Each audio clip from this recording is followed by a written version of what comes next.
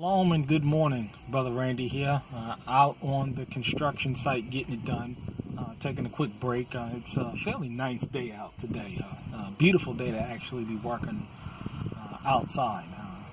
But wanted to talk about something that came to my mind, and that is the subject of friends and family and people out in the world, and talking to people about this truth. Now, the Bible clearly says after the first and second admonition, reject, meaning that, you try to talk to somebody a couple of times and they don't get it or they don't want to hear it, leave these people alone, whether it's friends or family. And it's due to the simple fact that, number one, the Father ain't dealing with these people. He's not talking to these people. He's not giving any kind of revelation to these people. He's not giving these people any kind of instruction.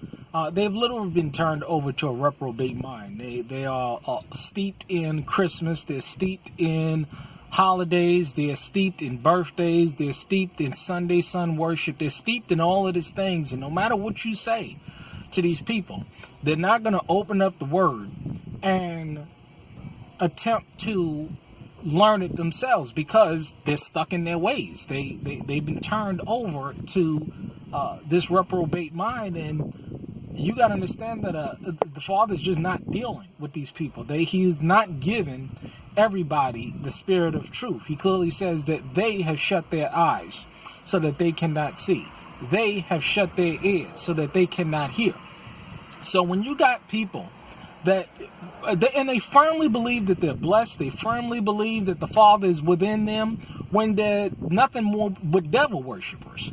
And the Bible tells you that, and the reason why it tells you the first and second admonition reject is because it's going to press on your spirit. If you continue to try and tell somebody, whether it's friends or family, about this truth, whether it's the economic situation, the social situation, the political situation, or the religious situation, they don't want to hear it. They want to keep their own gods. They want to keep their own philosophies, perspectives, and viewpoints, and let them, because what it's going to do is that it's going to weigh on your spirit, and you're going to become a pest to them. And you don't want to waste your time because there's too much work for you to get done. It clearly says, don't save not mother or father or sons or daughters, but save yourself from this untorn generation. And we spend so much time, I speak to people all the time where, they're wasting their time and they're spending so much time and energy trying to save these people, trying to assist and help these people that the Father is just not dealing with.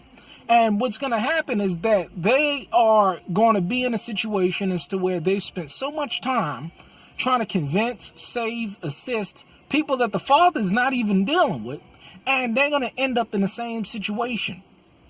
When you're going to get that people, they're eating the fruit of their own ways, whether it's the financial depravity or the financial situations that they're in their lives, whether it's the health situations in their lives, whether it's the spiritual situations in their lives, the family. They're eating the fruit of their own ways. And, it's going to come to naught. It's going to come to pass sooner or later, rather, and especially with this economic situation going on. How can you tell a person they're experiencing the economic collapse? They're losing their jobs. They're losing their health.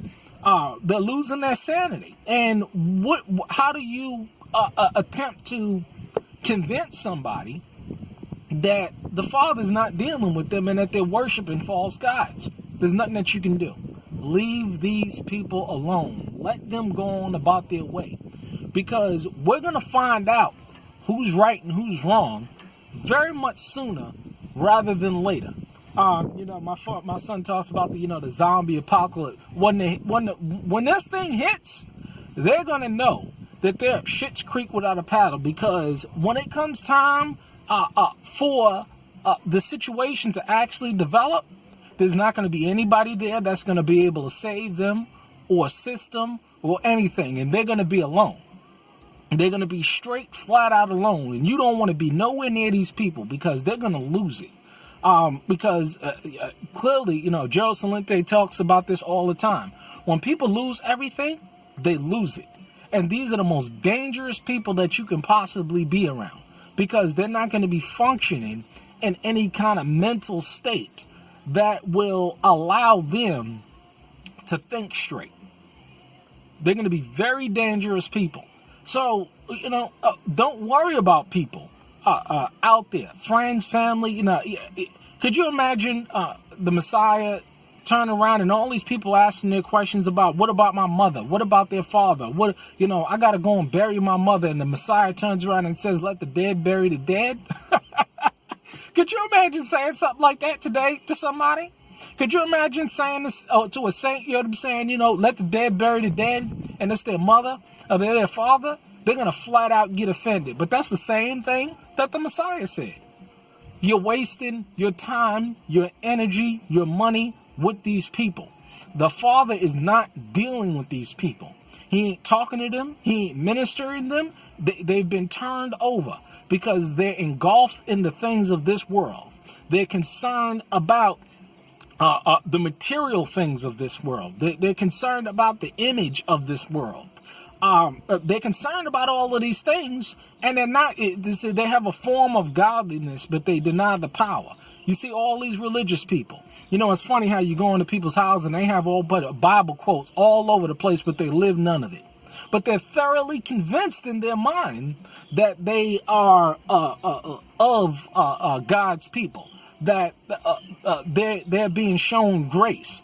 And just because we do this,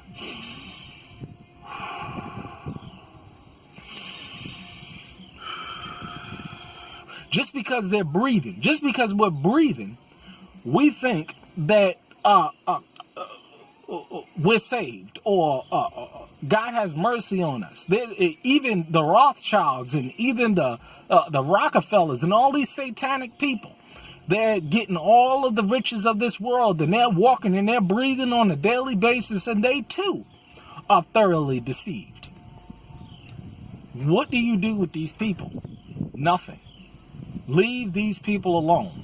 Let them live their lives, and let them experience the cares of this world, the luxuries and the things of this world. They're not being dealt with on a spiritual level at all. They're topped off with demonic spirits. They're sick in their flesh. They're sick in their spirits. They're sick in their bodies. They're sick in their minds. What can you do with these people? Nothing at all. After first and second admonition, reject. Let these people go on. We're going to find out who's right and wrong sooner rather than later. Noah preached 100+ years and 8 souls were saved. You know when those people believed what he was saying? When the first drop of water fell out of the sky. But by then, it was too late. And many of these people, they're not going to believe what we're saying until the ground falls up underneath their feet. They're not going to get it until calamity strikes. But then by then, it's too late. And they're going to run. I get these stories all the time. Oh, when something happened, I'm going to run to you. I'm going to run. Listen here. You don't want to come to my front gate unless you've already got this. You're going to be in for a rude awakening. I can guarantee you that. Have a blessed day. Be at peace, because there ain't no wicked. And these people, they're not at peace because they're wicked. I don't care what they say. You can tell just by looking at them. If you have any kind of discernment, the Bible talks about spiritual gifts and the gift of discernment and the discerning of spirits. You better get that, because these people don't get it. Save yourself. Be concerned with those who want to be helped. Following Yeshua just did a video talking about this kind of stuff. Don't be concerned about people that don't have the ears to hear and the eyes to see. Let them eat the fruit of their own ways. Have a blessed day. Be productive. and do what you have to do to save yourself and your family and your friends and your loved ones that do have the ears to hear and the eyes to see. Have a blessed day.